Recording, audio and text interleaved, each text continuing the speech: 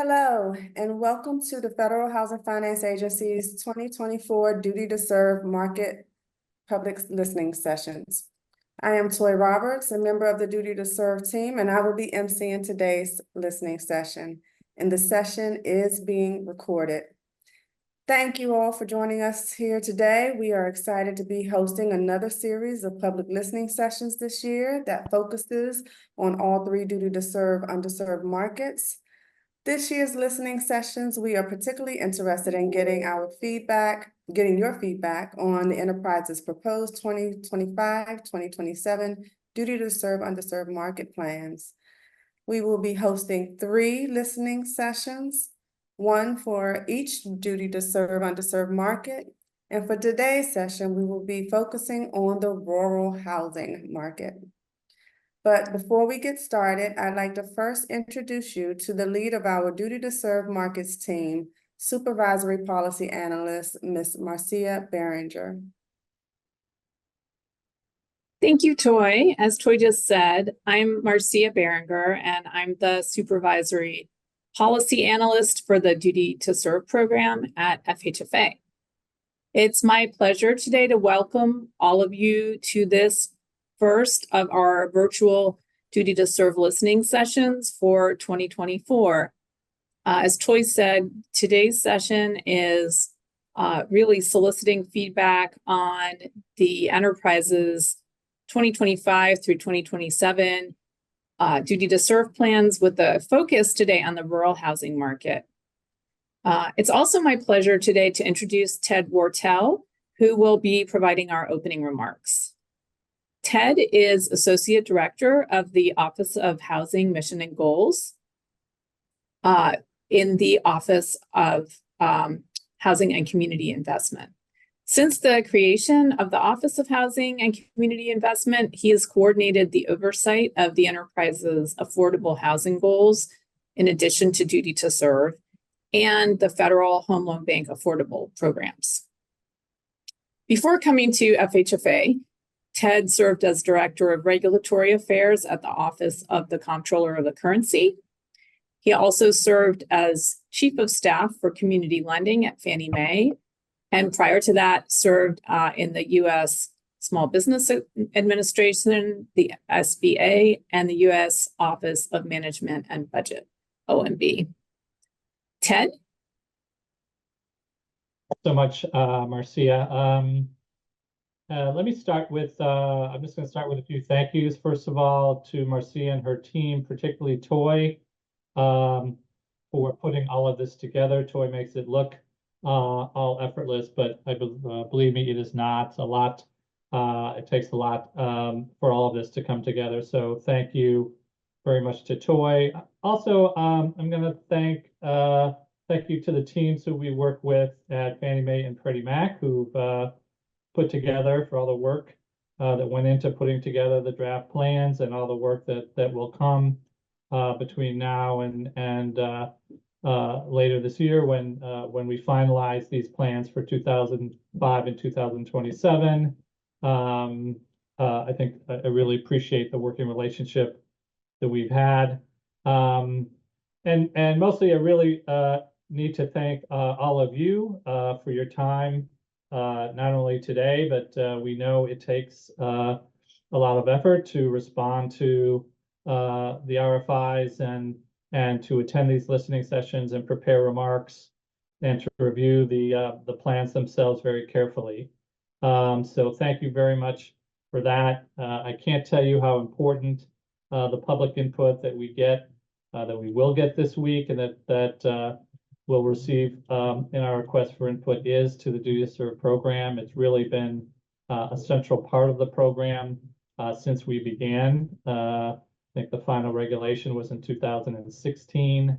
And I think we're really, very much aware. We have a great team here, but a team that's very much anchored in Washington, and it's extremely important and helpful to hear from people who are in these markets and working on these issues every day. So much appreciation from all of us for that. As Toy and Marcia pointed out, today's discussion is about the rural market. This is a little bit, in some ways, a little bit different from the discussions that we'll have in the next 2 days, which I think largely will build on the experiences under duty to serve since 2018.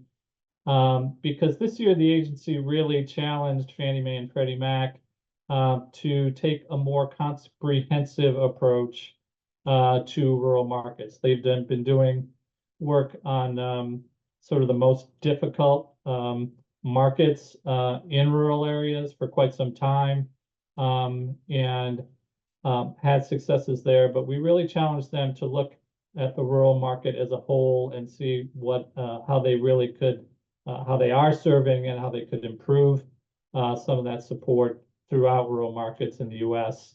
So we are very, very interested to know your sense of what these market needs are, what is among the ideas that have been proposed, what are the helpful ideas, and how could these plans be strengthened going forward.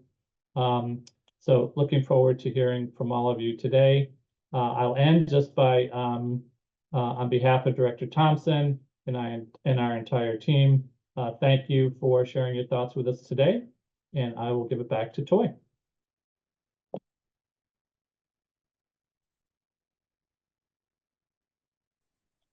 Thank you, Ted. All right. Okay, so before we move forward with the remainder of today's agenda, I do have a few important housekeeping remarks. As you know, we have organized this webinar in order to obtain your input on the enterprise's duty to serve plan activities that fall under each of the 3 duty to serve underserved markets. During today's session, FHFA will not discuss the status or timing of any potential rulemaking. If FHFA does decide to engage in a rulemaking on any matters discussed at this meeting would not take the place of a public comment process. The rulemaking document would establish the public comments process, and you would need to submit your comments, if any, in accordance with the submission instructions that have, submission instructions in that document. FHFA may summarize the feedback gathered at today's session in a future rulemaking document if we determine that a summary would be useful to explain the basis of the rulemaking. Also, please keep in mind that nothing said in today's session should be construed as binding or a final decision by the FHFA director or FHFA staff. Any questions we may have are focused on understanding your views and do not indicate a position of FHFA staff or the agency. All right. So with that said, we have a great lineup of speakers here today. We will hear from 14 guest speakers, and midway through, we will have a short 10-minute break. Each speaker will have up to 7 minutes to speak, and we will try our best to stay on schedule and ask that everyone speaking help us do so as well. I will be chiming in to give each speaker a 1-minute warning as their time draws to a close. If someone does go over their time, unfortunately, I will have to interrupt in order to help keep us on schedule.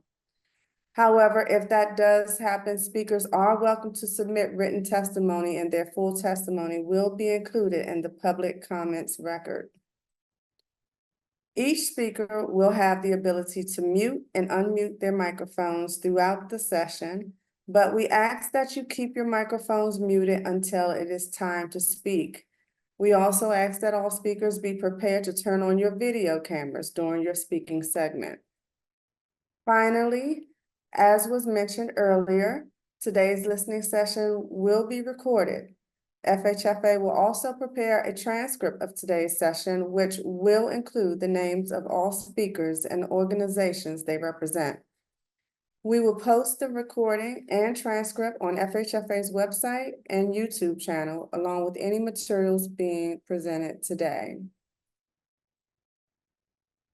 Now, before we begin hearing from our stakeholder guest speakers, each enterprise will speak briefly about today's listening session on the rural housing market. First up, we will hear from Fannie Mae. Speaking from the Fannie Mae Duty to Serve team is Mr. Benjamin Navarro. Thank you, Toy. Hello, everybody. My name is Ben Navarro, and I lead the planning and implementation for Fannie Mae's Rural Duty to Serve plan. Thank you to Director Thompson and the FHFA for hosting this session, and to all of the participants in advance for your input and guidance that you will share with us today. The topic of today's listening session is the proposed 2025 to 2027 rural plan, but I wanted to quickly mention a few accomplishments from recent years that we believe provide beneficial immediate or future impact on the rural housing market. Of course, this is not an exhaustive list, but we wanted to highlight the long-term support we've provided for developers of housing for high needs rural populations. This is a model that we intend to maintain over the next 3 years. And late in 2023, we published a research paper in partnership with the Housing Assistance Council on the estimated incidence of heirs property homeownership in the United States, which in turn informed a large convening of practitioners that we held in 2024, and also informs activities that we're proposing for the next Rural Duty to Serve plan. Fannie Mae's proposed plan contains 6 single-family and 6 multifamily objectives. Readers of the plan will find that a number of these activities are new as compared to the current iteration. The first 3 listed here on the middle column of this slide reflect a commitment to the rural housing market as most broadly defined by the regulation. This is a concept that Ted spoke about a few minutes ago. These are a loan purchase target, a research commitment, and product development efforts that will seek to benefit rural geographies across the country as broadly as possible. The 4th item listed here is a commitment to developing an outreach strategy in the colonias, now that the definition that we help propose is in effect for the first time at the outset of a new plan. The 5th item is an acknowledgement that Fannie Mae is in a position to grow its Native American lending efforts beyond outreach and product development. Of course, we will still invest heavily in outreach and product innovation for Native American homeownership, but this plan proposes a transparent and growing loan purchase target. The rightmost column contains a few examples of work that carries over from the current plan to the proposed plan, because we believe these efforts have been successful and merit sustained action. We will continue to pursue loan purchase targets in the high needs rural regions for both single family and multifamily. We will build upon the heirs property research and pursue product developments that are both viable for lenders and beneficial for homeowners. And we will continue to support multifamily technical assistance targeted at developers serving high needs rural populations. That concludes Fannie Mae's opening remarks for today. I would like to express my thanks again for the opportunity to participate on today's listening session, and offer thanks in advance to all of you for sharing your wisdom to help improve our plans. Thank you. Thank you, Ben.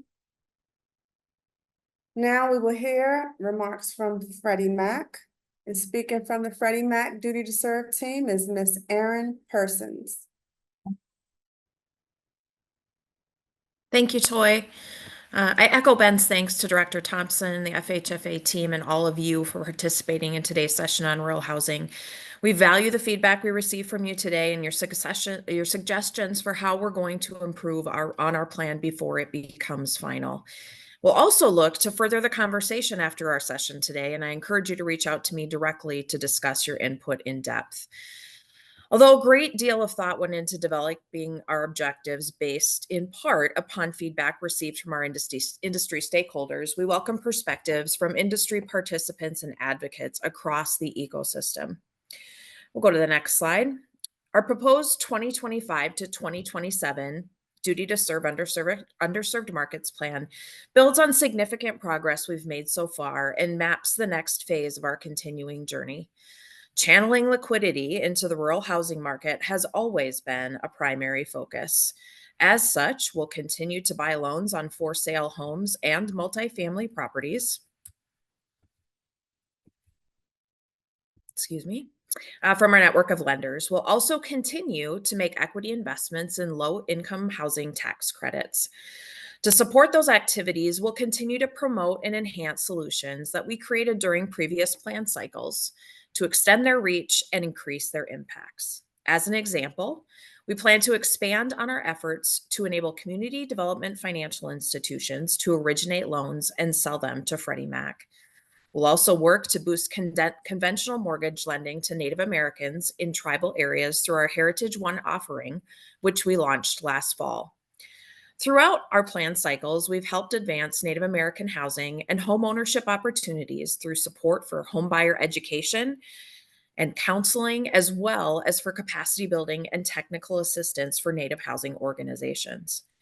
On the multifamily side, we'll continue to provide the capability to support USDA's 515 properties. In addition, expanding access to the secondary market will help increase our loan purchases and market liquidity. We'll continue our efforts to open more direct and indirect channels for lenders to sell loans on single-family homes to Freddie Mac. This is especially important for CDFIs and small financial institutions that many rural residents rely on for mortgage financing. We'll also expand access to our multifamily emerging correspondent program, emerging sponsor initiatives, and new capital markets executions. Another area where we'll help lower barriers in creation or retention of affordable housing supply is through expansion of our multifamily and single-family developer capacity building programs into rural areas, as well as seeking to increase access to resources for resolving heirs' property rights issues. Untangling titles will allow those owners to unlock equity in their homes and finance much-needed renovations, perhaps through our Choice Renovation offering. It will also put them in a position to sell their homes if that's their goal. Either way, it will increase the safety and availability of affordable homes. While we have focused most intently on high-needs rural regions and high-needs populations, we have always worked to support rural housing broadly and will make more concerted efforts during the coming plan cycle to support all rural areas. As you can see, our slide ends with a single word without which none of this would be possible: collaboration. Whether it's FHFA, our GSE counterparts at Fannie Mae and the Federal Home Loan Banks, or industry partner organizations that are our boots on the ground, further collaboration is necessary to keep increasing our impact in these underserved rural markets across the country. Freddie Mac has been making a difference every day and laying the foundation for even greater impacts in the future through our Duty to Serve program. The Freddie Mac team thanks you for your contributions to our success to date, as together we make a far bigger impact. We welcome your comments on our 2025 to 2027 plan and look forward to working with all of you to continue creating safe, affordable housing opportunities nationwide. Thank you so much.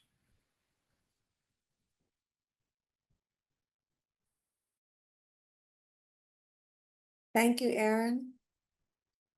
Okay, so now looks like we may be running a little over 10 minutes early.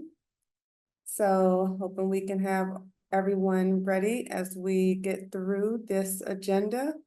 Without further ado, we will now begin hearing from our stakeholder guest speakers, and our first speaker is Mr. Dave Castillo from the Native Community Capital. Thanks. Do you have my PowerPoint ready? Oh, there it is. All right, thanks. Good morning or afternoon. My name is Dave Castillo, and I've worked on access to capital for Indian country for over 25 years. Since 2010, I've served as the CEO for Native Community Capital. Next slide. We're a licensed mortgage bank in Arizona and New Mexico. This is the geography we serve on this slide. Next slide. And these are some of the single family homes we financed. We've maintained a 0% loss rate on the transactions financed, which should be a signal to the GSEs that their assessment of risk for these types of transactions on tribal lands is likely unjustified. My comments, therefore, will be restricted to mortgage lending on tribal trust lands for single-family homes.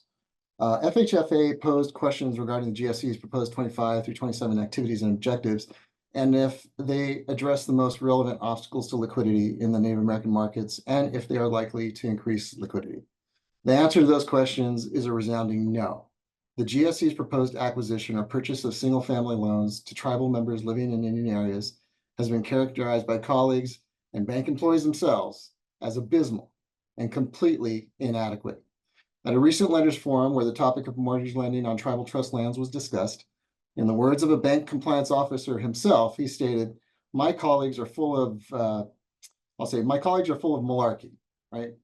Even with a 100% guarantee against loss, he was referring to the HUD 184 loan guarantee program, they don't want to do these loans, end quote. I'll add that with such limited loan purchase targets, even with a new manufactured home product by one of the GSEs, it's no wonder that banks remain stubbornly non-committal to serving tribal markets. Add to that the National Bankers Association lawsuit to delay implementation of the new CRA regulations and the Supreme Court's overturning Chevron and deference afforded to regulators, it seems banks and the GSEs both will continue to hide behind a business as usual approach that protects shareholder interests and related earnings targets over and above safety of rural stakeholder and the soundness of rural economies. Another question posed by FHFA relates to other market conditions that FHFA should consider when assessing the proposed activities and objectives. On that topic, I'd like to highlight that both GSEs have proposed to continue to study or provide thought leadership on topics related to homeownership in Indian country. However, to date, and by the GSE's own admission, those efforts have led to little more than a determination that Indian country remains too nascent a market. Also, Fannie, in particular, has stated that it has chosen not to include support for rural small financial institution financing, in part, quote, because compared to other rural loan purchase targets, SFI loan purchases have been atypically variable and difficult to forecast, end quote. Moreover, they state a preference to, quote, support loan product development for CDFIs, end quote, as if to suggest that these smaller, mostly unregulated entities might offer more consistent loan purchase targets. The logic in those statements is flawed, leading to a non sequitur by definition. My prediction is that GSEs, after wasting more time, will find they are simply unable to sustain new product development to serve rural tribal geographies, not unlike when I worked within the secondary market industry myself over a decade ago. The GSEs and banks are sandbagging. They, as the banker stated, don't want to do these loans. Therefore, my suggestion is that if the GSEs want study of the matter, then they must look inward. Just as Congress has mandated GAO studies of federal agencies, such as the Bureau of Indian Affairs and the Department of Housing and Urban Development to address shortcomings in serving tribal communities, so too should FHFA mandate a study or audit of the GSEs and the structural issues that promote little more than poverty programs instead of serious, significant, and sustained investment in tribal markets. In fact, we ourselves commissioned a study, next slide please, that is specific to the Arizona and New Mexico markets. After the research was complete, we titled it appropriately, Redlining the Reservation, the Brutal Cost of Financial Services Inaccessibility in Native Communities.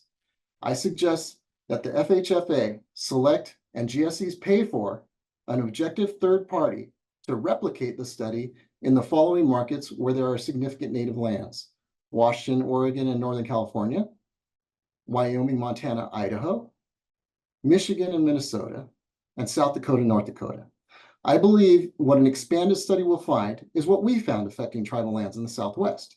That is, where conventional financial institutions have retreated from serving citizens living on tribal trust lands, predatory lenders have filled the void. I'll have much more to say. Oh, excuse me, next slide. You'll see some of the data there. But I'll have much more to say at the Rural Housing Roundtable at the White House later this month, and as a new appointee of FHFA's Advisory Committee on Affordable, Equitable, and Sustainable Housing in September. Next slide, please. So my final comment is that if GSEs will not adequately serve citizens on tribal lands and have the results as shown on this slide here, where Native Americans are paying almost double what non-natives are paying. Again, GSEs will not adequately serve citizens on tribal lands and still benefit from their designation as a GSE. There must be a consequence, and that is to remain in conservatorship until they commit serious, significant, sustained investment to support the development of mortgage markets on tribal trust lands. Last year, I proposed the figure of $3.8 billion, which was assessed on one of the nation's major banks for engaging in illegal lending practices and who, by coincidence, had declined to offer mortgage loans on tribal trust lands. In any case, the cost of the GSE should likely be much higher. I thank you for your attention and your assistance in helping us improve implementation of the duty to serve provisions as related to Native American, and I stand ready to assist in any additional way you may see fit. Thank you. Thank you, Mr. Castillo. Okay, for our next speaker, we have Dr. Daniel Elkin from Come Dream, Come Build. Thank you. Hello, my name is Daniel Elkin. I'm the Director of Policy at Come Dream, Come Build in Brownsville, Texas. We are one of the largest providers of affordable housing in Texas, with most of our work based in persistent poverty communities adjacent or near the U.S.-Mexico border, many of which are in rural or colonia areas. Our CDFI, the Rio Grande Valley Multibank, is a member of the Federal Home Loan Bank of Dallas. We are a seller servicer for both Fannie and Freddie, and we are a member of the Underserved Mortgage Market Coalition, as well as a founding member for the Partners of Rural Transformation. I'd like to begin by thanking the FHFA for the opportunity to provide comment today on the enterprise's proposed 2025-2027 Duty to Serve Underserved Market Plans. There were several positive aspects on the plans in regard to serving high-needs rural regions. For Fannie Mae, we applaud their pledge to develop single-family requirements that enable CDFIs to access secondary market liquidity more frequently. More room to maneuver in the secondary markets would be a boon to our business model and help capital flow into our communities. We also especially applaud Fannie Mae's commitment to developing a strategy to increase single-family lending in colonia census tracts. FHFA's recent adoption of a modern colonia definition opens many new possibilities for work to be done in these communities. Colonias exist on a spectrum. Not one colonia's economic or demographic journey is the same as another. This moment, post-definition update, begs for the kind of strategic engagement Fannie has committed to, and we seek material commitments to that engagement and outreach. Alternatively, one area of continued frustration is the lack of flexible products capable of reaching deeper into our higher needs communities. Fannie Mae has removed from their plan any commitment to a flexible mortgage product, CDFI specific or otherwise, for high needs rural regions. Freddie Mac has maintained a pledge to design product flexibility, yet despite an excellent example put forth in the form of the Heritage One product for tribal lands, we have not seen progress on new or flexible products in other high needs rural regions. We will continue to push for and suggest product flexibilities that we know work and are sustainable in our market, and we have the data to prove it. At the same time, given the circular conversation around products that we've now had for years, we also challenge Fannie and Freddie to expand investment in other parts of the mortgage origination process. Here at CDCB, we proudly perform the assiduous work of cultivating our clients' finances to being home ready. Over the last 5 years, we have shepherded significant improvement in over 1,000 clients' credit scores, with over half that number seeing credit score changes of over 40 points. This is long work. This is expensive work requiring countless hours on the part of our counselors and staff. Increased or expanded direct investments and supports, of which we know the GSEs are legally capable of performing, would be a tremendous boost. In effect, a widening of our client pipeline would generate more mortgages in our communities. Anytime Fannie and Freddie pledges to develop a strategy to originate more single-family mortgages, this component needs to be front and center, especially in colonias. We look forward to further developing such a strategy. Thank you again for your time today.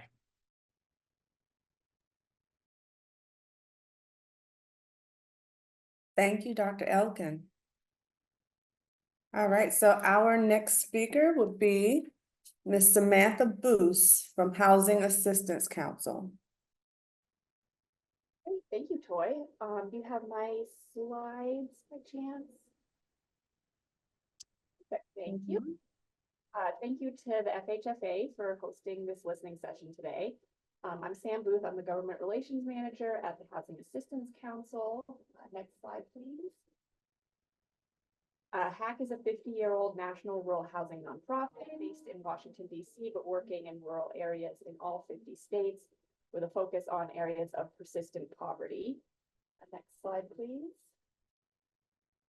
HAC has been extremely involved and engaged on duty to serve since its inception, and we're also a member of the Underserved Mortgage Markets Coalition. We deeply believe in the power of access to capital and capacity building for rural places, and in duty to serve's power to affect positive change in both of those areas. There are many aspects of the rural plans that we have thoughts on, so I'm going to give a really brief overview of a variety of issues today, and our written comments will have more detail. Next slide, please. The preservation of USDA's Section 515 portfolio is one of HAC's top priorities. We launched our Center for Rural Multifamily Housing Preservation earlier this year to bring our lending, our research, technical assistance, and policy expertise all together to address the dire preservation needs of this critical housing portfolio. This slide includes a map with a distribution of the nearly 400,000 Section 515 units across the country and a projection of the estimated annual loss of properties that we're going to be seeing in the coming years. The rental assistance and the mortgage are tied together in this program, so when the mortgage is paid off, the tenants lose their rental assistance. The residents of these properties have an average income of around $15,000, and two-thirds of them are elderly or disabled. So this is an incredibly vulnerable population, and we need as many players in the room as possible when it comes to preserving these units. Next slide, please. Section 515 preservation deals are extremely complex and time-consuming, and HAC appreciates the time that both enterprises have invested in exploring avenues for engagement here. However, while Freddie Mac does propose that they will continue offering their 515 purchase product, they don't include any specific purchase goals in their duty to serve plan. This isn't the first time that Freddie's tried to remove these goals from the duty to serve work. So we encourage that they once again be added back in. Freddie has made one 515 purchase in the past. I believe it was in 2021. And Fannie made several last year, so they are not impossible. And thousands of units are being lost each year. So it's clear that other funding sources are not adequate to meet the preservation need. We applaud Fannie Mae for the 4 515 purchases that they made in 2023. And we're glad to see Fannie proposing to continue their support for preservation technical assistance for the 515 portfolio. We do, however, feel that Fannie's goal to finance the preservation of 85 units per year over the next 3 years is too low, given that Fannie was able to finance the preservation of nearly 250 units in 2023. So we'd like to suggest that the 2023 activity alone be used as the baseline for this goal going forward, instead of using a 3-year historical average. Next slide, please.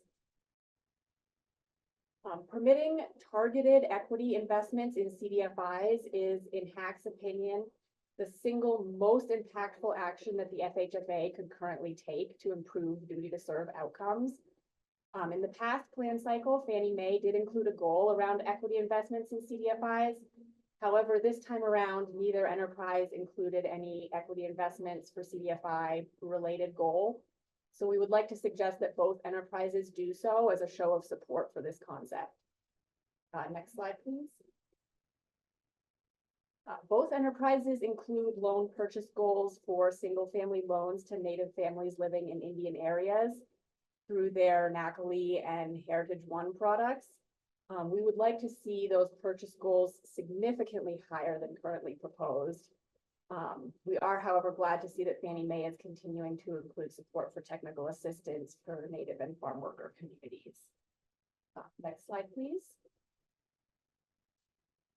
Both enterprises did include goals around heirs property in their plans, which we commend. HAC has been researching this issue thanks to support from Fannie Mae. For both plans, we would like to highlight the importance of providing support for addressing title issues that impact Native American households. There are title issues that impact Native households that don't fit into the traditional definition of heirs property. So for that reason, HAC would recommend that both GSEs consider heirs property and other title issues in their approach here. Freddie Mac proposes to finance homeowner education focused on heirs property, which we fully support. We would encourage them to go even further and consider innovative loan products as well. And we applaud Fannie Mae for their commitment to developing a loan product for rural residents of heirs property. Next slide, please. Colonius is another area where HAC has done extensive research, and we're glad to see our research play a role in the new Colonius definition adopted by the FHFA. In this new set of plans, Fannie Mae includes an outreach-focused goal related to Colonius. We feel that they should be a little bit more ambitious here, perhaps adding loan purchases, loan products, or financing for homebuyer education to this goal. And Freddie Mac, as far as we could tell, unfortunately does not include any specific goals around Colonius, so we would like to see them do so. Next slide, please. Just as a general observation, when looking at the proposed plans overall, it seems that both enterprises tend to set baselines as low as possible by removing from consideration years that they deem as atypical, and also offering goals that don't scale up year over year. As a lender, HAC definitely understands the challenges that come with the current market conditions. However, we encourage the FHFA and the enterprises to set ambitious purchase goals even amid challenging market conditions. The mission of Duty to Serve calls on the enterprises to work proactively in these underserved markets, even when it's challenging and even when it runs counter to their profit motives. Next slide, please. And finally, Fannie Mae includes a new activity in this plan cycle to support the rural housing market as most broadly defined by the regulation. HAC supports this new addition, and we continue to feel that the duty to serve rural definition is the most precise rural definition in the federal government. However, we would caution that this new activity must be in addition to and not at the expense of the core duty to serve work in high needs rural regions and with high needs rural populations, which have historically been much more severely underserved than rural places broadly. Thank you for your time today and for the clear effort and thought that has gone into these proposed plans. We look forward to continuing to engage as this process moves forward. Thank you. Thank you, Ms. Booth. All right, for our next speaker, we have the Administrator Joaquin Arturo from the U.S. Department of Agriculture. Good afternoon, and thank you for this opportunity to join the 2024 Duty to Serve listening session on rural housing and to be a part of this important conversation. I actually took part of this in last year's session and appreciate the continued value of this forum in gathering public input from key stakeholders on key strategic plans. So I think it's really important to start out real quick as to why rural matters. The demographics are changing within rural America. We see growing young families, an exploding Latino population, and increasing elderly populations in certain regions, COVID bedroom communities, and also just a critical need for safe and affordable housing for our tribal sovereign nations. Our food systems, that's where we're seeing them, growing and where they exist. Food tech, agriculture, food processing. We've learned that this is a national security issue due to COVID.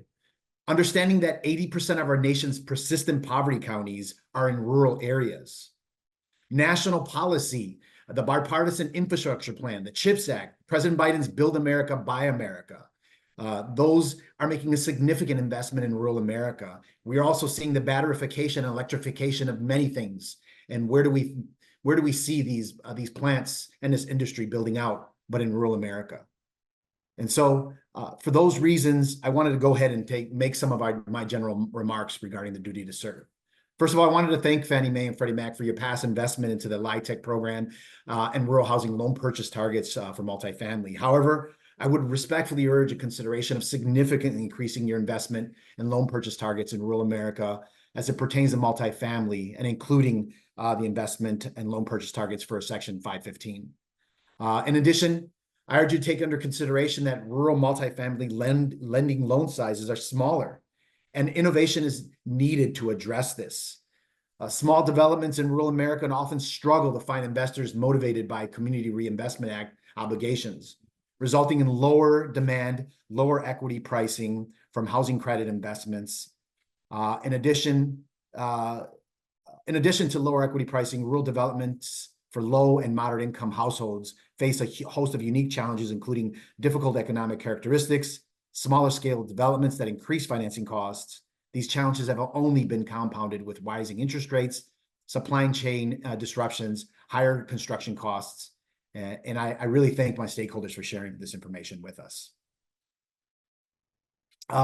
As we reviewed the duty to serve plans, Fannie Mae's plan specifies securing funding for properties that maintain both rural developments, multifamily housing direct loans, Section 515 debt, and Section 521 rental assistance.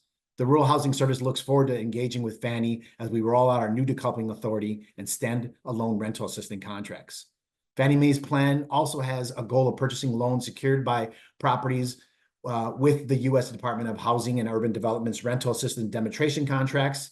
Similar to the feedback above, the Rural Housing Service will be glad to explore compatibility between the agency's programs and the extension of credit to standalone rental assistance assets interested in preservation activities.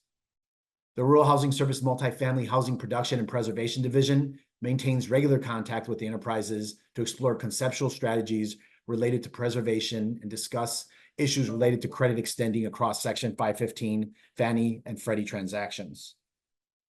Moreover, the Rural Housing Service and the enterprises have standardized subordination agreements in place, which were created specifically for duty to serve rural housing preservation activities. These pilot initiatives kicked off in FY 21-22 and continue to be refined. These agreements reconcile title priority, regulatory conflicts between enterprise and rural development programs, making enterprise credit compatible with preservation activities in the rural development portfolio.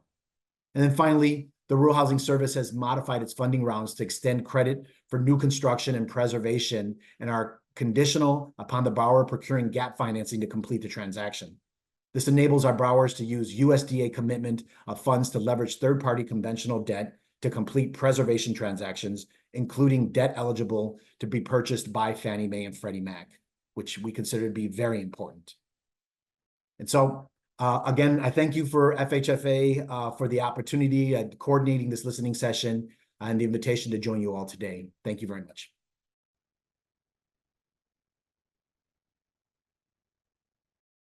All right, thank you, Administrator Arturo.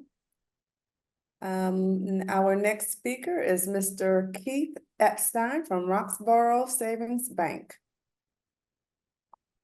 Good afternoon. Thank you so much for the chance to be here and to participate. Like Mr. Arturo, I was on the call last year, and I was very pleased to see this past spring the announcement that the FHFA is forming an advisory committee. That was one of the suggestions that was brought up in the call last year, and I think it's a testament to the sincerity of the listening that the FHFA, Freddie Mac, and Fannie Mae do as far as these duty to serve calls. So they are productive, and you've demonstrated that. My name is Keith Epstein. I'm a community banker and the CEO of Roxborough Savings Bank. We are a 100-year-old mutual savings bank that has been focused on housing since our early days as a building and loan association. We fund construction, renovation, purchase, and issue refinance transactions. We offer both portfolio products and secondary market eligible loans through our partnership with Fannie Mae. All loans sold are done so with retained servicing.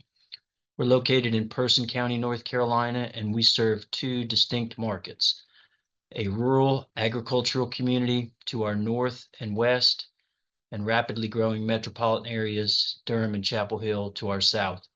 Transactions in our rural markets are much smaller in terms of the average dollar amount. They are generally manual as opposed to digital, and far less competitive. In some cases, we are told, quote, no one else will lend us the money to buy this property, or, quote, my real estate agent told me I need an unconventional loan. And that statement is often posed to us with kind of a perplexed look. But the notion that rural properties are ineligible for GSE financing is widely held in our markets. Achieving rural housing duty to serve objectives will require both expanding eligibility and changing perspectives. Collateral eligibility. The single biggest impediment to our bank delivering a greater volume of mortgages to the secondary market is the ineligibility of a substantial portion of rural housing. Ranging from older farm homes to more contemporary barn dominiums, common dwelling types in our less populated service area are often excluded from GSE products. For example, farmhouses have been deemed ineligible because one or more of the bedrooms does not have a closet. Freddie Mac Appraisal Form 2055 includes a simple question. Does the property generally conform to the neighborhood, functional utility, style, condition, use, construction, etc.? If the appraiser answers yes, then why not consider this a conforming property absent any other deficiencies? The quality, proximity, and similarity of comparable properties is relative in a rural market. Granting eligibility to all rural properties that conform with their community and neighborhood would substantially increase the support the GSEs provide rural America. Expanding lender participation. Rural markets operate differently than suburban and urban markets. There are fewer participants. They are extremely relationship-oriented, and transactions are often processed manually. Increasing support to rural markets will be achieved through forging partnerships with rural lenders. Both GSEs cite this within their respective plans. To succeed in building these alliances, Fannie and Freddie should consider waiving minimum volume requirements. For example, our bank is required to deliver 12 or more loans this calendar year to remain on Fannie Mae's platform. Were we to rely exclusively on originations within our rural markets, this could be challenging and, frankly, would be a deterrent. Providing rural lenders a waiver on volume quotas and offering tech support they may require to establish platform access should be viewed as a long-term investment by the GSEs. Manufactured housing. We appreciate that the duty to serve plans include special focus on manufactured housing, and I realize that a separate listening session will be held to discuss the topic. But that said, Fannie Mae's plan references data which shows rural homeowners are more than twice as likely to live in manufactured homes. Loan level price adjustments, lower loan to value and loan to cost parameters, and the added underwriting risk factor assigned to manufactured collateral serves to undermine rather than promote efforts to increase affordability for homeowners and liquidity for lenders in rural markets. Duty to serve planning focused on rural housing should definitely be synchronized with manufactured housing initiatives. Expanding eligibility and changing market perception will enable the enterprises to achieve their duty to serve rural housing objectives. Appreciate the resources the FHFA, and GSEs are investing in mission fulfillment and hope that my comments have been constructive. Thank you for listening.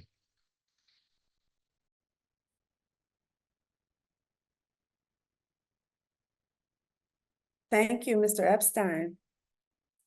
Our next speaker is Ms. Sharon Vogel from the Cheyenne River Housing Authority.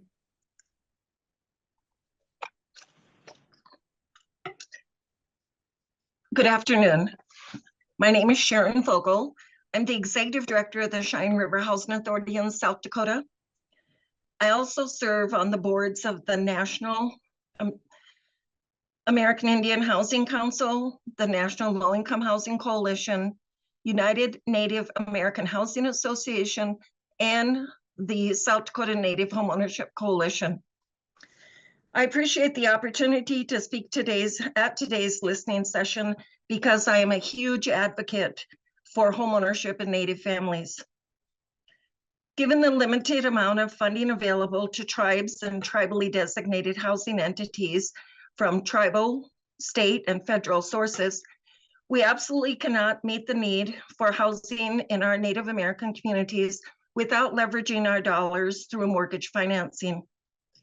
At Cheyenne River, we have worked hard to make homeownership accessible to our tribal citizens. We have developed lots in our subdivision dedicated to homeownership units with pre-installed infrastructure to make the process more affordable. We host frequent 12-week homebuyer classes, and we have a high retention rates from start to finish. Our Indian housing plan includes funds set aside for down payment assistance, which can be layered with the South Dakota Native Homeownership Coalition new down payment assistance program. We also have strong relationships with our Native CDFI, Four Bands Community Fund, and other lenders like First Tribal Lending. Our homeownership rates have increased since our Native CDFI expanded their services to include mortgage loans. We've done everything we can do to prepare our families for homeownership and keep things affordable on our reservation, but we lack a critical component, mortgage capital, which is why accessing the liquidity of the secondary market is so important to us. Given the historic lack of access to credit and capital in Indian country, many of our families are new to mortgage lending. Some families need help improving or building their credit scores. Four Bands Community Fund, our Native CDFI, is doing a great job of working with these families.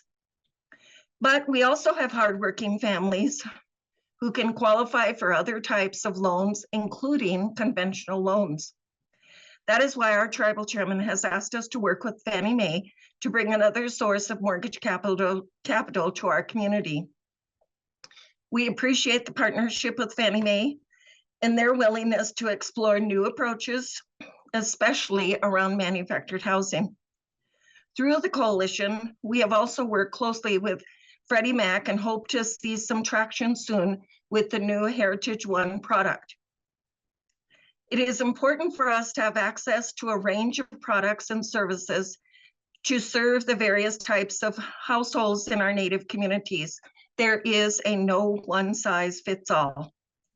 Duty to Serve has really helped to jumpstart the mortgage market on Indian reservations, but the market is still young.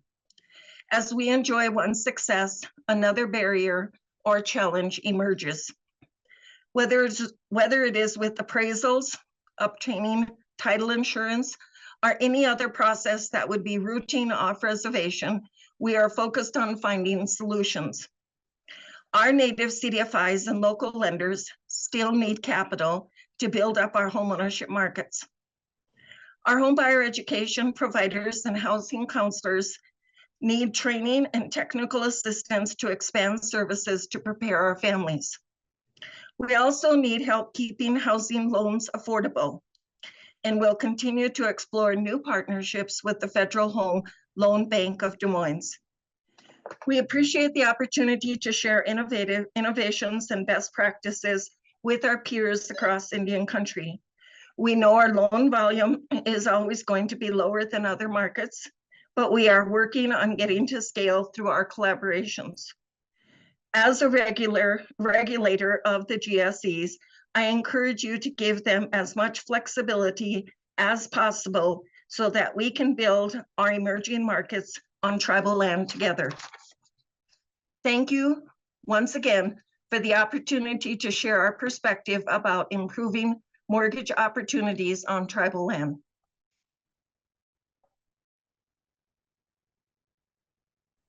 Thank you, Ms. Vogel. All right, so we are now at our halfway mark of needing to take our 10-minute break. And so now the time is 1:53. We'll return back here at 2:03. See you guys in 10 minutes.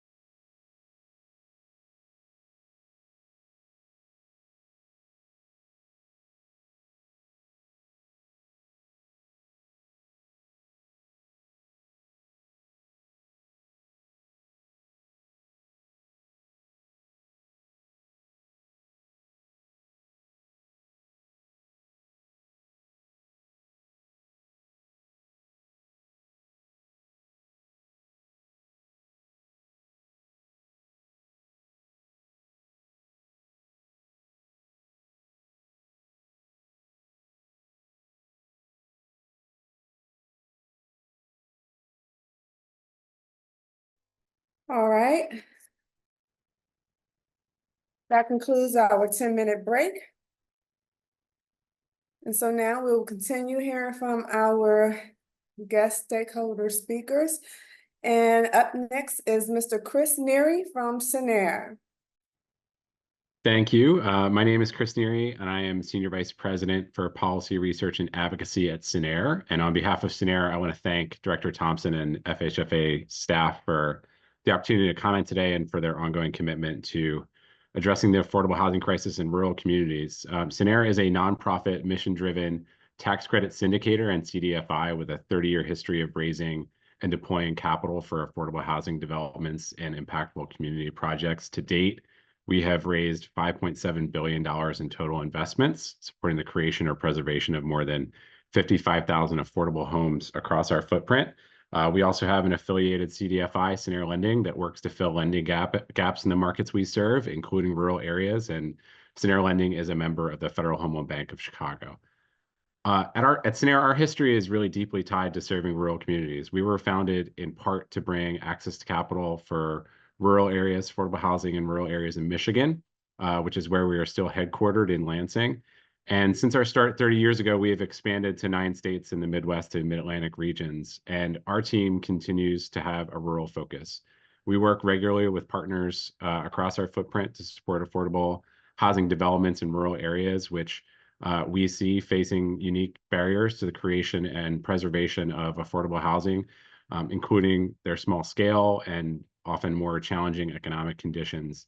And on top of those challenges, the lack of investor demand driven by financial institutions, Community Reinvestment Act or CRA obligations, leads to lower equity pricing for tax credits, which creates bigger financing gaps and disadvantages for the rural communities that we serve.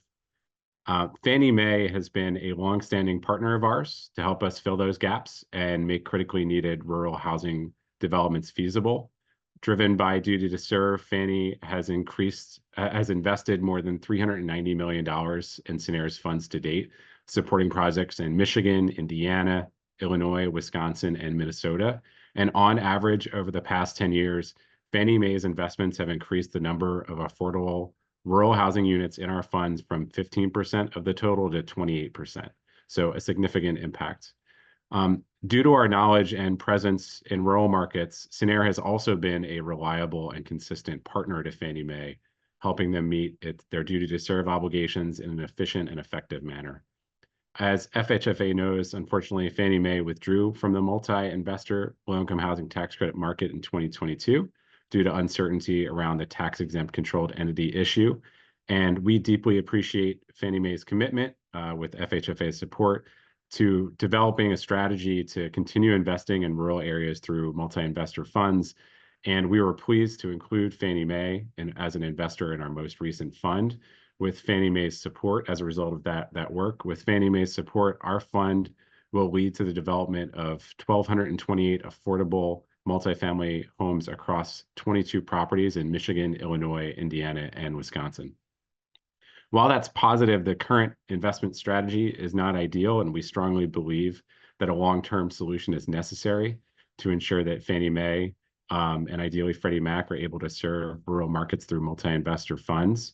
And we have been working along with fellow members of the National Association of State and Local Equity Funds, or NASLEF, and others in the affordable housing industry to encourage the U.S. Treasury Department and the IRS to issue guidance that will clarify that issue. And we have also seen strong bipartisan support for resolving this issue in the U.S. Congress. We understand that Fannie Mae's baseline in its proposed 2025 to 2027 plan does not reflect the resolution of the TEC issue.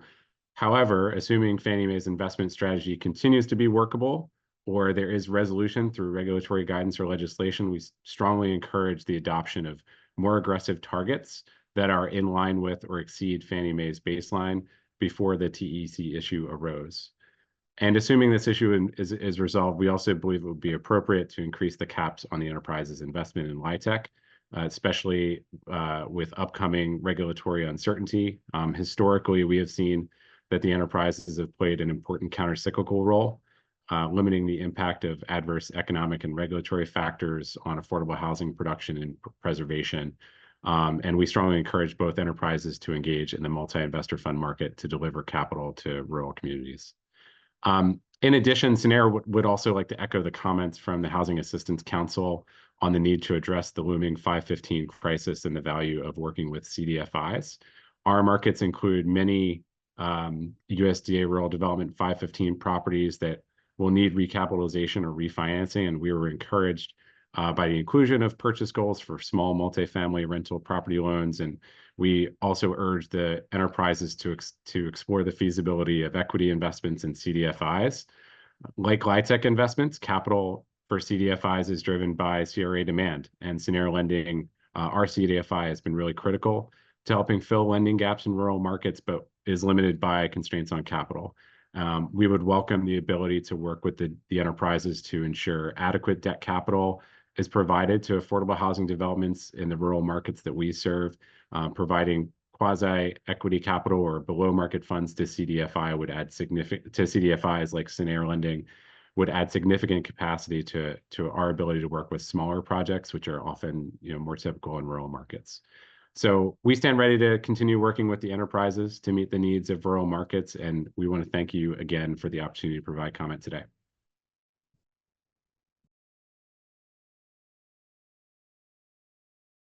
Thank you, Mr. Neary.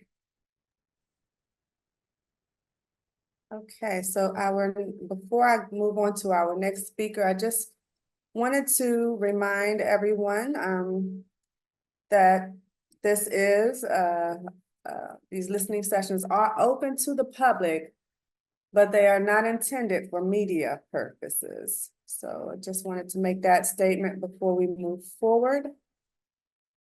And our next speaker we have now is Miss Emily Nosey-Lareer from the Enterprise Community Partners. Thanks, Toy. Hello, everybody. I'm Emily Nosey-Lareer, Policy Director for Enterprise Community Partners Rural and Native American Work. Enterprise is a national nonprofit that uses practical solutions, capital investment, and community development to make home and community places of pride, power, and belonging. Our Tribal Nations and Rural Community team has worked to support safe, decent, and culturally appropriate housing in rural communities and on tribal lands since 1997. Our commitment to these communities is deep. We've invested more than $1.1 billion in grants, loans, and equity. We've developed more than 40,000 affordable homes in those communities nationwide. Our team works with nonprofits, housing authorities, tribes, and tribally designated housing entities to expand access to homeownership opportunities and to develop and preserve affordable rental homes. We offer direct technical assistance, training, peer learning sessions, and work in coordination with investments from our capital division.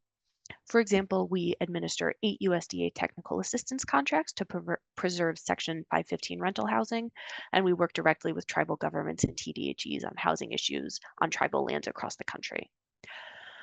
I'll be speaking today on the importance of both rural and tribal housing in the 2025 to 2027 Duty to Serve plans, with a particular focus on question 4 regarding activities and objectives that the enterprises should consider adding to their plans for the rural market, and question 6 on loan purchase baselines. Enterprise enjoys a strong partnership with both Fannie Mae and Freddie Mac, who fund our team's work on tribal capacity building, tribal homeownership coalitions, rural rental housing preservation, and the creation of developer guides. So I'm glad to offer comments today on how to continue the good work that they do in rural and tribal communities, and also to suggest ways that it can be strengthened. I'll speak first on goals related to tribal lands. These plans are contained under the GSE's legal obligation to serve rural markets, but we should always remember that the needs and characteristics of those tribal lands are unique from those of rural America more generally. Buying and developing homes on tribal trust land remains a difficult process of navigating legal, supply chain, and other challenges, and the Duty to Serve plan should continue to recognize these activities as separate and unique from the rural market more broadly. Both Fannie Mae and Freddie Mac have completed activities defined in their earlier plans to increase homeownership on tribal lands. Fannie Mae's Native American Conventional Lending Initiative and Freddie Mac's Heritage One products both represent steps towards greater lending on tribal lands. We recognize that these programs have been created relatively recently, especially the Heritage One product, but we encourage this Duty to Serve plan to have a higher level of loan purchases in both plans. Fannie Mae's plan reaches a high of 20 annual purchases of loans made through either NACLI or HUD 184 by 2027. Freddie Mac's comparative goal has 25 loans purchased. There are almost 250,000 American Indian and Alaska Native households living in areas counted under these plans, and so we believe that each plan should be aiming for at least 50 loans purchased by 2027. Freddie Mac's plan also notes that they'll be collecting Heritage One loan data and analyze performance of the loans in order to refine the product. We'd encourage them to make this information available to stakeholders and to receive public comments on the performance of the product as well. Neither NACLI or Heritage One can succeed without the participation of lenders near tribal lands. Native CDFIs play an invaluable role in the tribal mortgage market, but the pool of lenders willing to work on tribal lands must go beyond just Native CDFIs to meet the demand for mortgages on tribal land. We ask that the GSEs increase their engagement with lenders near tribal land and help build relationships between tribal nations and banks. This will both increase bank understanding of tribal law and increase their willingness to lend on tribal land. I'd also like to talk today about the importance of GSE support for the rural rental housing market, particularly those properties originally built using USDA Section 515 loans. These properties are often the only affordable rental housing in rural places.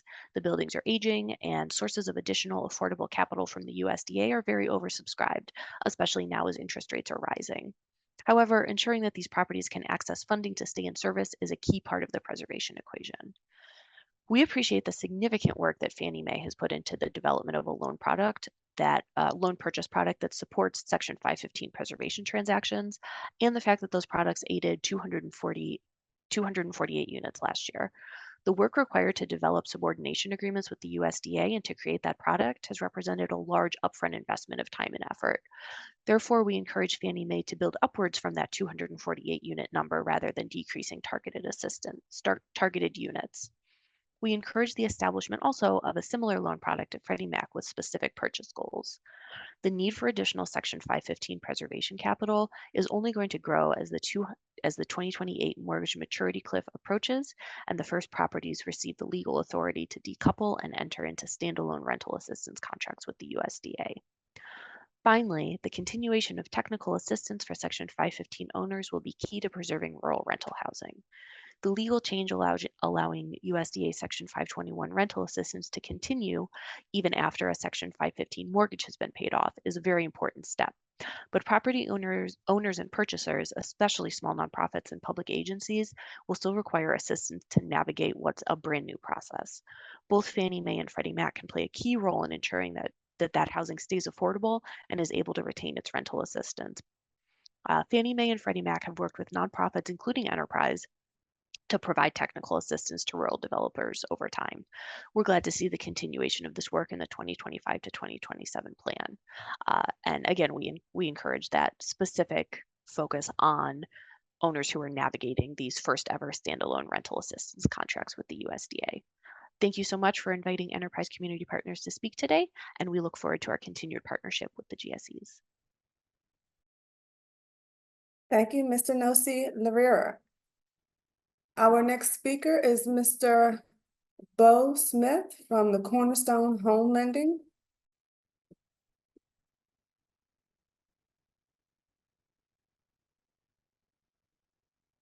Okay, I think I'll go ahead and move to our next speaker and circle back to Mr. Smith. Oh, there we are. Hi, Mr. Smith. Yes, thank you for this opportunity. I work for Cornerstone Home Lending. We're a Houston, Texas-based company, been in business since 1988. I am the main originating loan officer for construction lending for manufactured housing and our renovation program, predominantly in underserved markets. I live in Mississippi, so when we talk about underserved markets in rural areas, Mississippi is definitely known for that, an area called the Alluvion Plain, that are known as the Delta. The companies for which we do business with and help for manufactured housing, we deal with a lot of customers who have air property. And one of the constant roadblocks in homeownership in rural markets is when someone is on air property, we're not able to secure certain types of mortgages because of that, be it manufactured housing or single site built. I propose that Fannie Mae and Freddie Mac, as the proposal is, that there's open suggestions of looking at ways to allow air properties to have such housing, such as manufactured home, put on it, that's similar to the FHA's Title I program. Secondly, on top of that, There are markets that have deferred maintenance and rural housing, and there's, due to lack of affordability, there's no housing that exists. We also specialize in renovation programs under the FHA 203K program that allows a house to be moved from one location to another and put back in use. If Fannie Mae or Freddie Mac could consider some renovation programs that allow the option of purchasing land or lots in rural markets that would allow houses to be moved that are maybe deferred maintenance or no longer in use to these particular spots, it would open up an option for more affordable housing in rural markets and increase the opportunity and support the rural areas for which they serve. That's all I have to suggest. It was just those two things, and I appreciate this opportunity.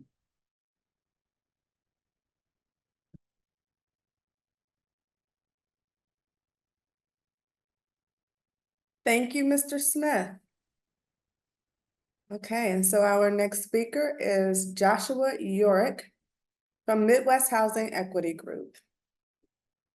Good afternoon. Thank you for the opportunity to present at today's listening session. My name is Joshua Yorick, and I'm the Vice President of Government Affairs and Community Outreach for Midwest Housing Equity Group.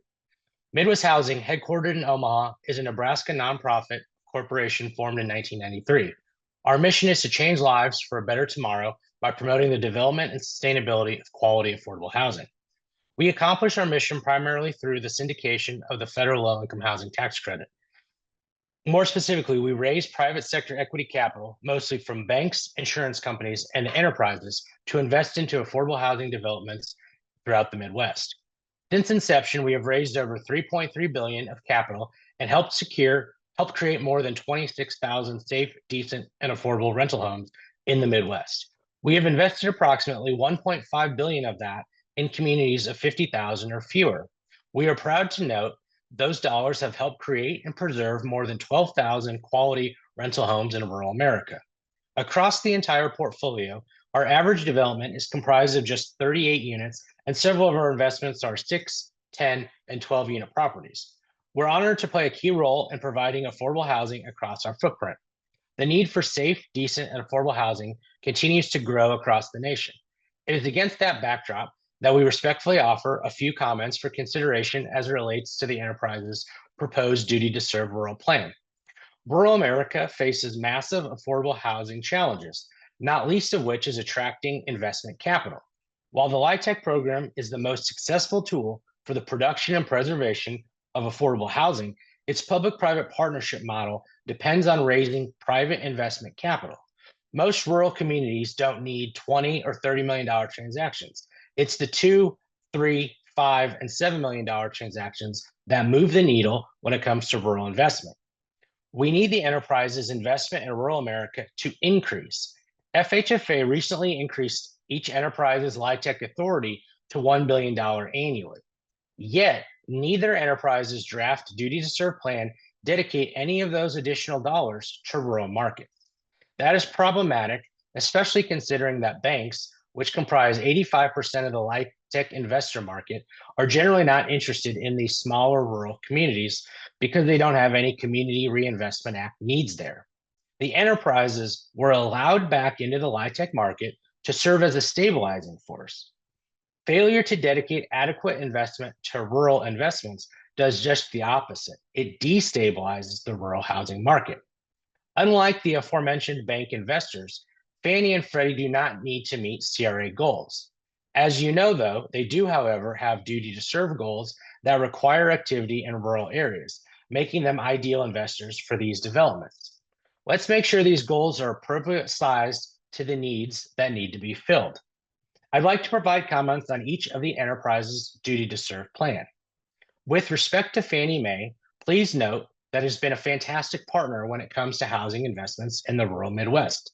Its strong commitment to rural LIHTC equity investments through multi-investor funds, including our own, has proven critical to ensuring robust rental housing preservation, production, and investment in small-town America. It has repeatedly stepped up to the plate to help fill equity gaps. However, we are concerned that the proposed Duty to Serve plan for 25, 26, and 27 will significantly reduce affordable housing investment in rural communities going forward. Considering Fannie Mae is such an important partner for LIHTC investments in rural areas, the proposed target investment baseline of 16 to 30 LIHTC investments for 25, 23 to 45 for 6, and 27 to 55 for 27 does not align with the needs of rural America. The range is too large, the lower end is not acceptable, and the high end is lower than what was achieved under prior plans. The target baseline should exceed the baselines achieved in 21 and 22, especially considering LIHTC authority has increased to $1 billion. With respect to Freddie Mac's duty to serve rural proposal, it also does not align with the needs of rural America. A goal of 20 investments for each of 25, 26, and 7 is not nearly enough, regardless of the fact that the number 20 represents roughly what they've done annually from 18 through 23. It appears based on Freddie Mac's mission map, which I recently visited, that no LIHTC investments have been made in Montana, Wyoming, South Dakota, Iowa, Nebraska, Kansas, Missouri, Arkansas, or Oklahoma since Freddie returned to the market in 2018. It appears to have made one investment in North Dakota in the past 6 years. That should be changed in the proposed duty to serve plan. Rural LIHTC goals should be similar to Fannie's achievement in rural markets in 21 and 22, and the geographic scope needs to expand. On occasion, the enterprises point to unique risks in rural markets. Our 31-year history, though, demonstrates this is a red herring. Of the $3.3 billion we've raised and invested over those 31 years, we've had 0 foreclosures and no recapture of tax credits. Target returns have been consistently met and exceeded. It is more accurate to say that rural markets present unique opportunities, not unique risks. Stated otherwise, FHFA requiring more investment in rural markets does not negatively impact the safety and soundness of the enterprises. I posit that it improves their safety and soundness. I'll conclude by again thanking Fannie Mae for its strong commitment to the rural Midwest since 2018. They are a true partner and have made a big impact. We need that to continue and even increase. Our communities also need Freddie Mac actively participating in multi-investor or proprietary LIHTC funds that serve rural America at a greater capacity, not less. Without FHFA ensuring a stronger investment obligation, the affordable housing development and preservation in rural America will suffer. More specifically for the Midwest, the geographic region that we serve, it means that less capital will be available. Based on FHFA's strong commitment to addressing affordable and rural housing supply challenges, we hope you'll demand a more vigorous commitment to LIHTC rural investments in the enterprise's final duty to serve plan, especially considering the increase of authority to $1 billion. Otherwise, rural affordable housing production will continue to struggle and be left behind. Thank you again for letting me present today. I appreciate your time and especially your consideration of my suggestions. Thank you. Thank you, Mr. Yorick. Okay, we have our next speaker on the agenda is Mr. Ed Savek.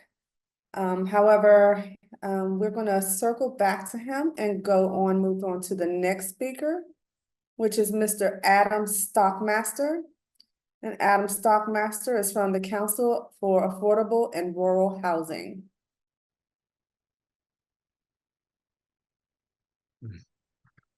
Hello, good afternoon.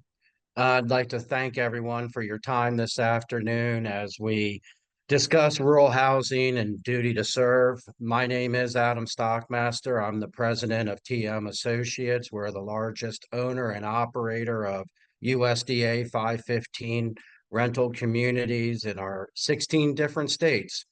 I've been asked today by the Council of Affordable and Rural Housing to speak on the topic of rural housing and how the enterprises can play a larger role in the development and preservation of this critical housing resource.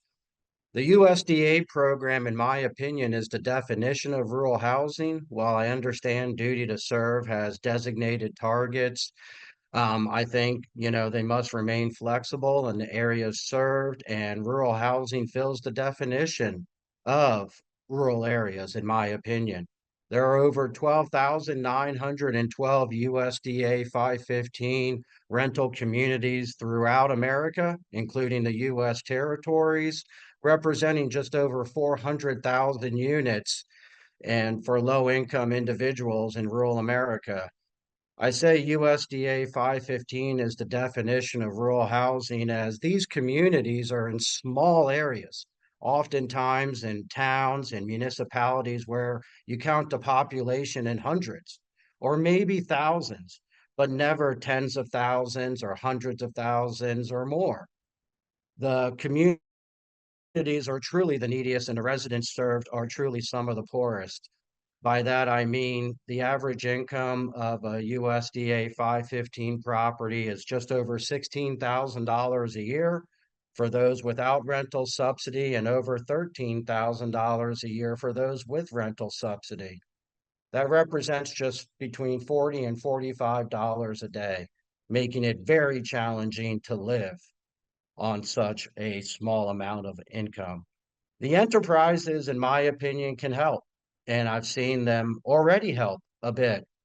My company every year redevelops and preserves at least 6, if not 10 or 12 USDA 515 properties. And while we have completed over 75 preservation developments since Duty to Serve was introduced a little while ago, I found that the Duty to Serve investments from Fannie and Freddie can be counted on one hand.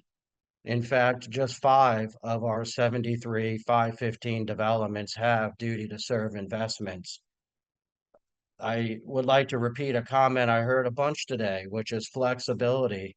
USDA 515 rural development deals are very challenging to preserve. They often involve a extensive capital stack of 3 to 4 to 5 sources. And to that end, I think Fannie has done well in negotiating a form of subordination with the USDA, but I can't use it insofar as I'm working with state housing agencies and other industry lenders and partners, and there is not a pre-negotiated subordination agreement in place with those parties.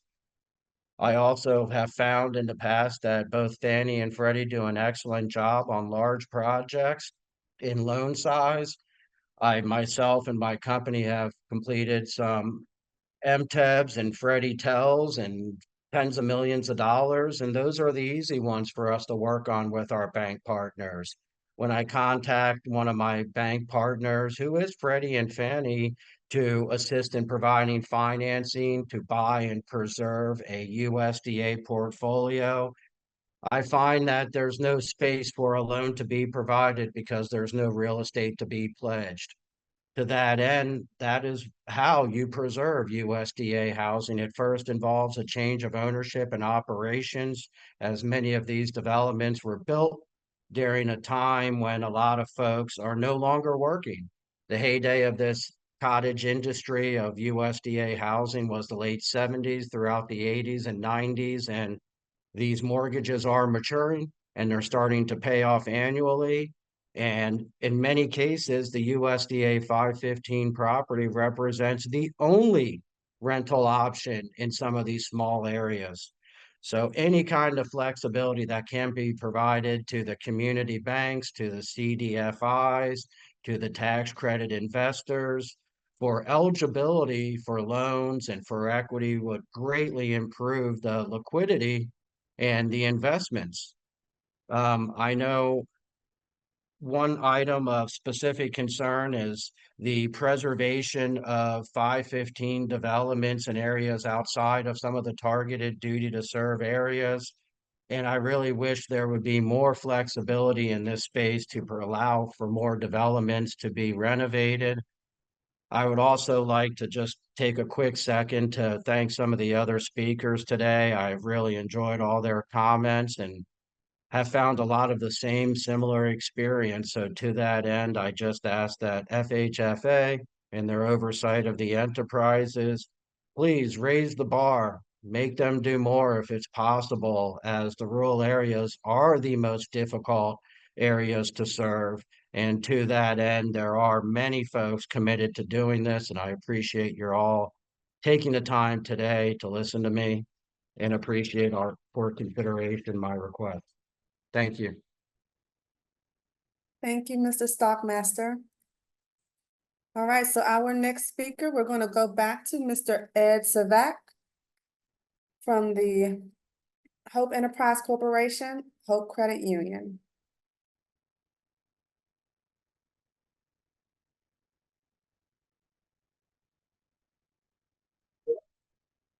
Okay, I think he's still not on, so we'll circle back to him again and move on to our next speaker, which is Ms. Tawny Brunsk from Lakota Funds.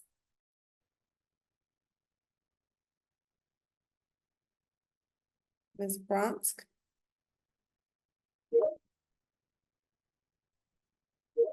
Okay, let's just move on to our next speaker who we have here is two speakers, Ms. Lorna Fogg and Ms. Robin Thorne from RT Hawk Housing Alliance. Hi. Okay, I'm going to start. It'll be Lorna. So hello, my name is Lorna Fogg, Vice President of Finance and Development for RT Hawk Housing Alliance. We are a 100% Native American-owned consulting company. We provide technical assistance and training, compliance services, and funding services, including tax credits, as well as gap funding sources. I've been working in the tax credit industry since 1995, first with the tax credit syndicator, and have been exclusively working with tribes on tax credit projects since 2002. We are only speaking about the LIHTC investment categories. Additionally, these comments are specific to the tribe, the tribally designated housing entity, or an economic development entity of the tribe as a developer of the tribal LIHTC projects. The issues we see are tribal projects generally are unable to attract CRA investors. Tribal projects, specifically those on tribal trust land, have difficulty obtaining debt because of the trust status. This means that they rely on tax credits and soft financing sources and have to fill the gap with their own funds. Because there's difficulty obtaining debt, equity has to go into the project during the construction period. This lowers the equity price. In the past few years, there have been limited, if any, investments by Fannie and Freddie in tribal tax credit projects. This forces these projects to use high yield economic investors and again lowers the equity price. Tribal projects are generally smaller in size and more expensive to build. This also has limited the investor pool. The benefits of investment in tribal tax credit projects, besides obvious of helping a high need population, because there is no debt, foreclosure is not an issue. There is a high rental demand because there is a high need. Vacancies are not an issue. Tribes have been working with affordable housing for a long time through old HUD programs and later under the Native American Housing and Self-Determination Act, NAHASDA. Therefore, experience is not an issue. To our knowledge, there has not been a recapture event for a tribal LIHTC project. Therefore, the investment is not an issue. Comments specifically on duty to serve.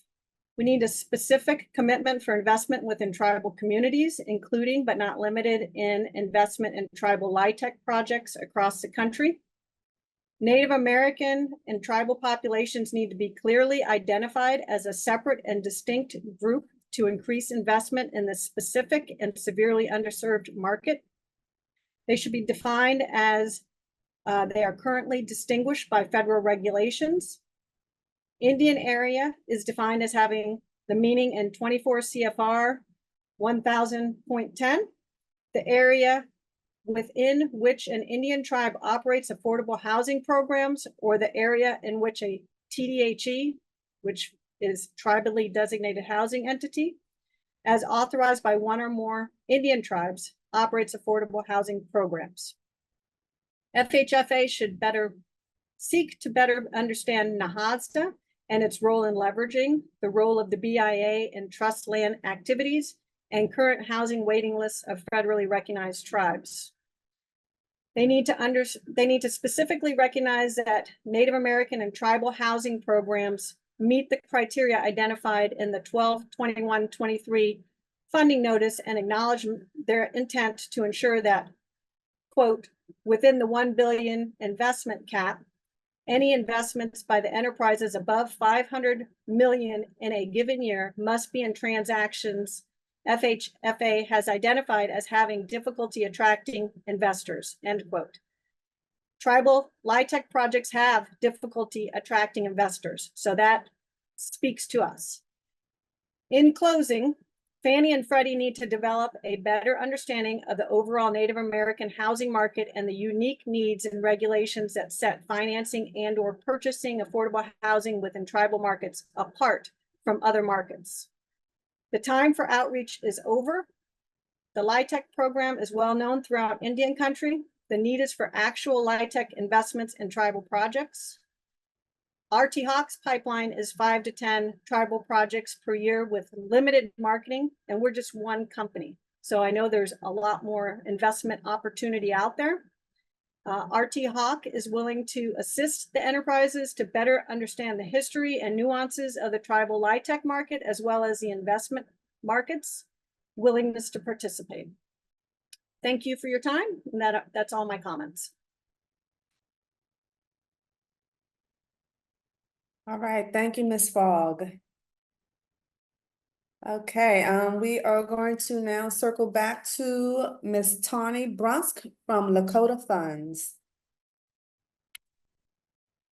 Good afternoon, everybody. My name is Tawny Brunch. I am joining today's listening session wearing several hats. I am the executive director of Lakota Funds, which is the oldest Native CDFI in the United States. We serve the Pine Ridge and Rosebud reservations in South Dakota. I'm also the chair of Lakota Federal Credit Union, the only depository institution operating on the Pine Ridge reservation. We also serve the Rosebud reservation now. Based on demand from our credit union, we added mortgage financing to our loan product offerings just a few years ago. I also serve on the board of directors for the South Dakota Native Homeownership Coalition. The coalition was created in 2013 when USDA was looking for strategies to increase the deployment of their 502 home loans.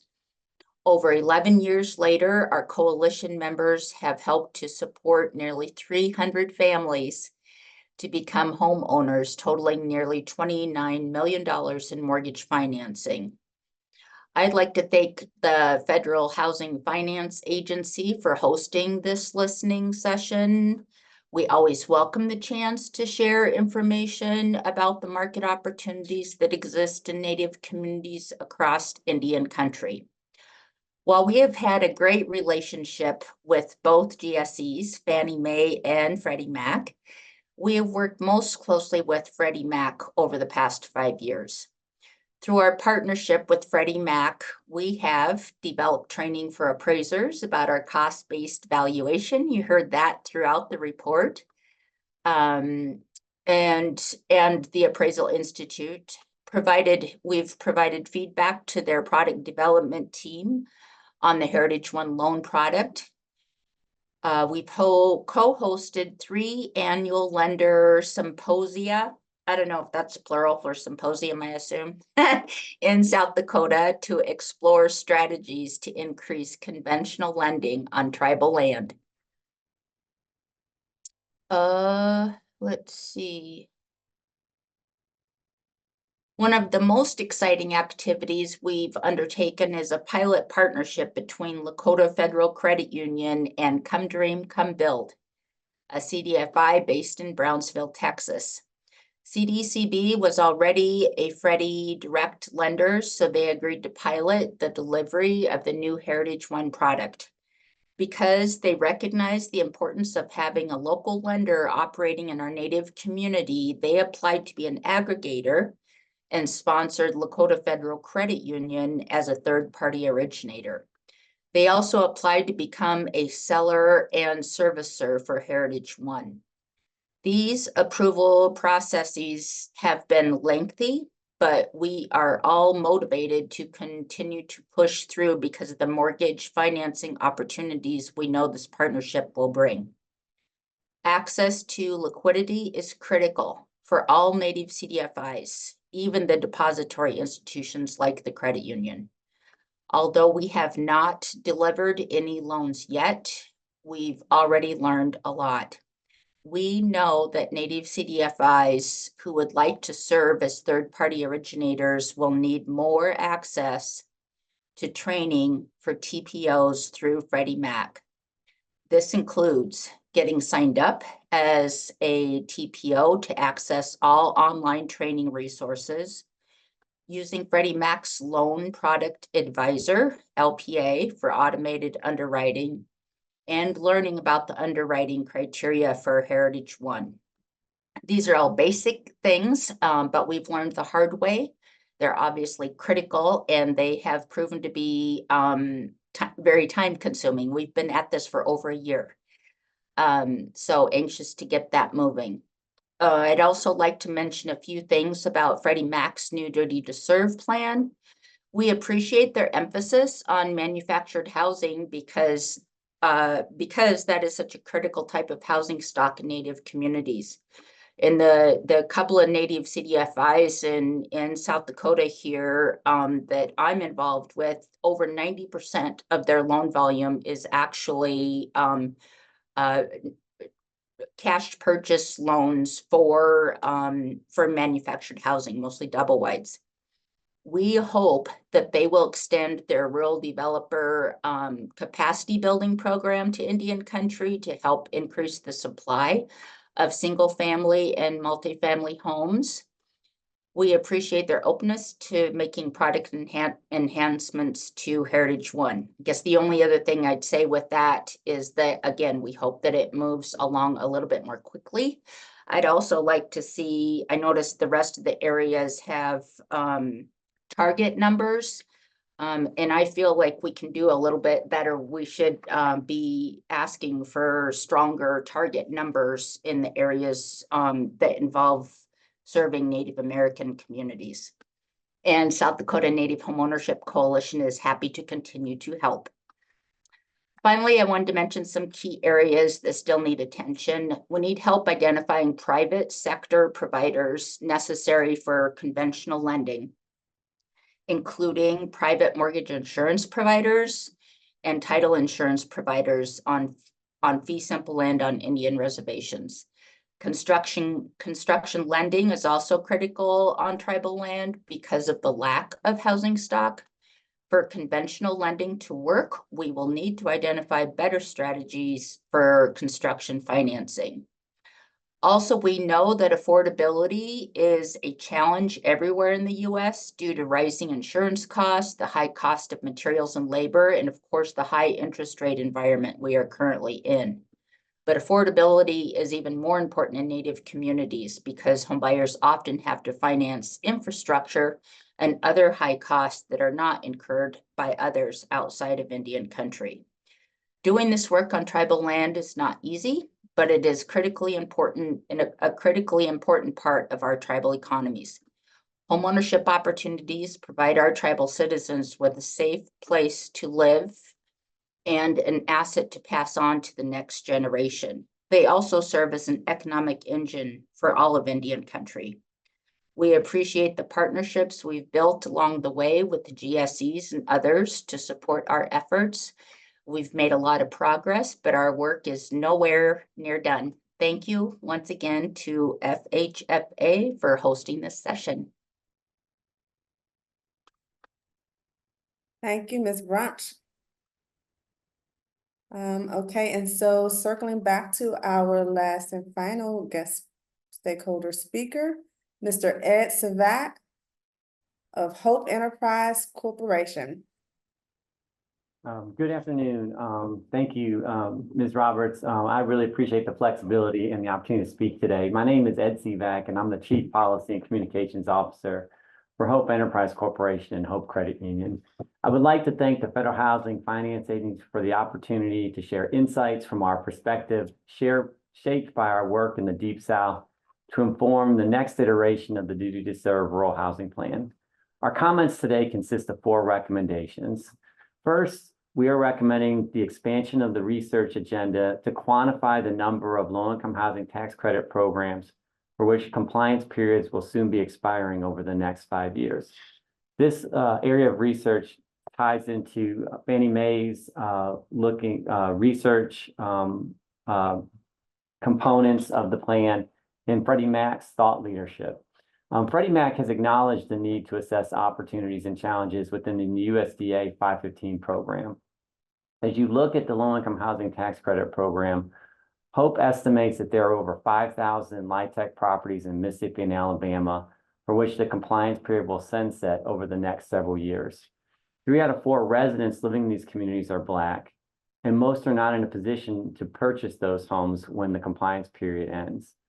We believe that the GSE should leverage their research capacity to quantify the extent of this challenge and this opportunity, and then look for ways to marry homeownership / the multifamily lines of business to pilot transitions from renting to homeownership. As pilots are underway, quantify the subsidy or define the subsidy stack needed to create more homeowners, to move people who are living specifically in single-family, multifamily developments, single-family homes in multifamily developments, and see what's needed to move people towards homeownership. Next, we are recommending that the research agenda be expanded to explore the effects of insurance issues facing low-income home buyers across the country in duty to serve areas. An analysis of Hope's membership, we found that in our current mortgage portfolio, just from a sample, that 49 members are going to see an increase in their escrow accounts of more than $50 this year, and the average increase is around $170 per month. The New York Times just released an article that mapped places in the U.S. where properties are most at risk and where homeowners pay the most relative to home values. A quick review of the map shows that there are a number of duty to serve areas where insurance is a barrier to homeownership and where it puts existing homeownership at risk. And we believe that this should be studied as we move into the next period for duty to serve. Next, we are recommending the expansion of the purchase of single-family loans to look at new products, pilot these, assess them, and move them into the marketplace to achieve new targets, and especially to expand homeownership among people and populations that have been historically excluded. Last year, 94% of Hope's mortgage loans were to first-time home buyers. 90% were to people of color, particularly Black households, and 65% were to women-headed households. Most of Hope's loans over this period were originated through its affordable homeownership program. Through this program, borrowers may finance up to 100% of the value of the home. Credit scores as low as 580 are considered. Non-traditional sources of repayment history are eligible for underwriting, and no mortgage insurance is required. The charge-off rate for this program last year was 26 basis points.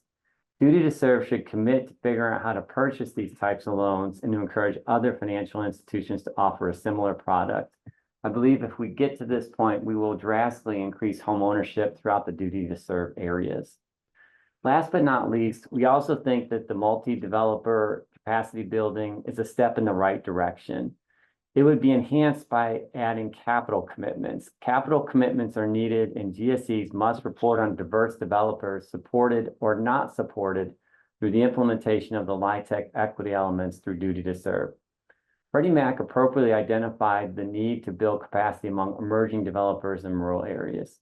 Again, capacity building is a step in the right direction, and at the same time, it is not enough. There should be capital commitments made to emerging and diverse LIHTC developers, and Freddie Mac and Fannie Mae should report on the number of diverse developers or not supported or not supported in duty to serve areas. Again, thank you for the flexibility to allow me to slide in at the end of this comment period. And again, Hope really appreciates the opportunity to share our comments with you today. Thank you, Ms. Roberts. Thank you, Mr. Savak. Thank you. And so that will conclude hearing from our guest stakeholder speakers.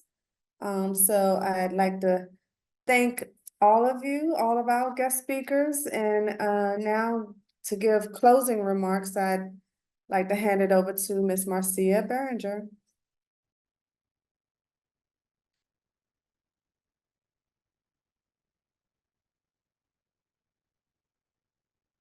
Hi, everyone. Thank you, Toy. I just really wanted to take a minute to thank all of our presenters today for all of their very insightful comments. on various aspects of the enterprise's proposed activities for their 2025 to 2027 plans in the rural housing market. And I really also wanted to thank the audience for attending today's session and sticking through to hear all of our wonderful presenters.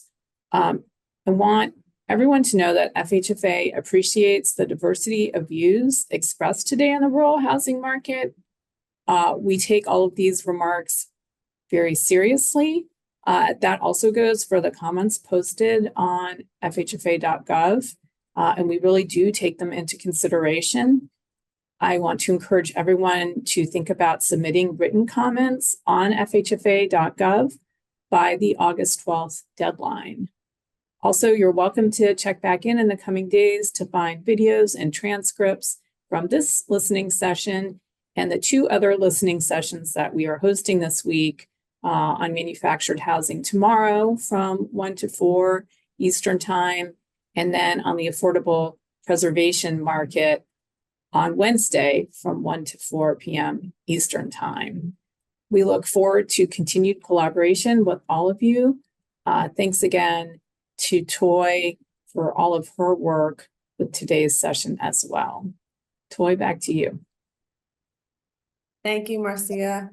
And so that concludes today's session.